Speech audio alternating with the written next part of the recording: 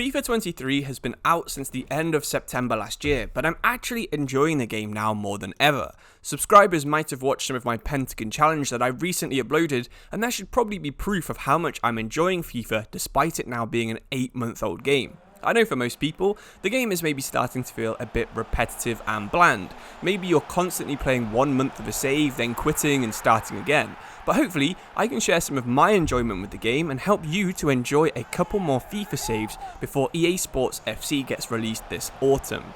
Some of these tips might seem fairly obvious, but some of them I've only learned thanks to playing career mode since FIFA 04. So let's get straight into the meat of this video and help you to enjoy FIFA for a few more weeks.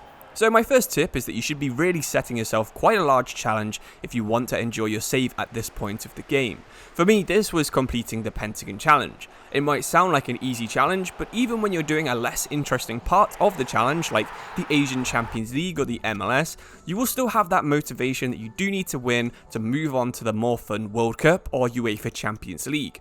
Having a really large goal keeps you focused on something larger than just playing the next match. Sometimes I think of playing FIFA like eating Weetabix. It might be something you want to do at some point, but the taste is boring, your jaw starts aching, and you'd probably be rather eating or doing something else.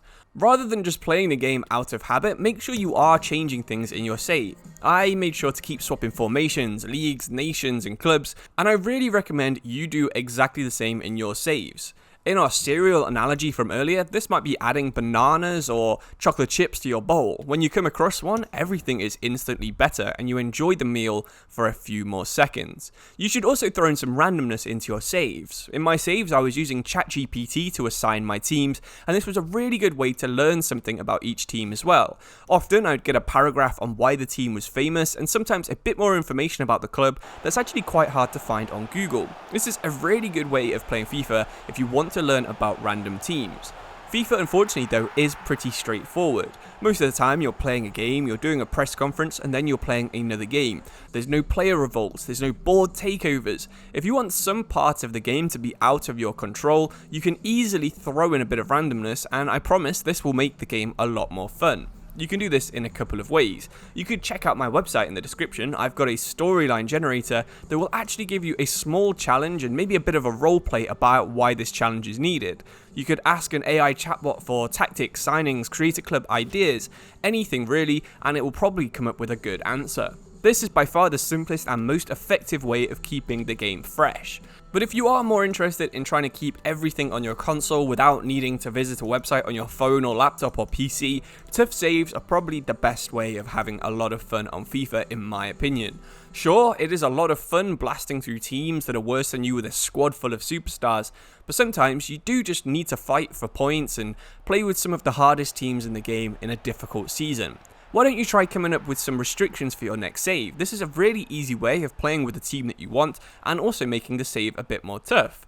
Maybe you should only have 3 foreign players on the pitch at one time. Maybe you only sign bold players, but whatever you pick, just making FIFA a little bit more challenging will always make it more fun.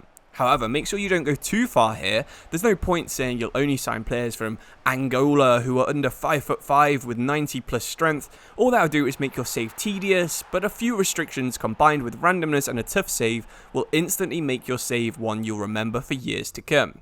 The last thing that I always try and do is to try and play FIFA in a different style. If you only play with realistic rules, try having a save where you're fully unrealistic. If you're a person who likes to bring Mbappe into the Polish league, maybe try and play a bit more realistically and limit your signings to just Polish players. This change of playstyle will make at least one career mode feel fresh, so the next save you do will probably be more enjoyable than the last 10. Personally, I do always fall on the side of realism. If there's a choice between 2 players, I'll probably always pick the one that I think would end up at that club. This is fun most of the time, but there are a few other saves where I will go for that 90 rated 17-year-old Benzema regen, just because I know FIFA can actually be a lot more fun when you do have a couple of these super good players on your team. I'm sure you've all got your own habits that make you enjoy the game more too, so I'd absolutely love it if you could share them with me in the comments underneath this video.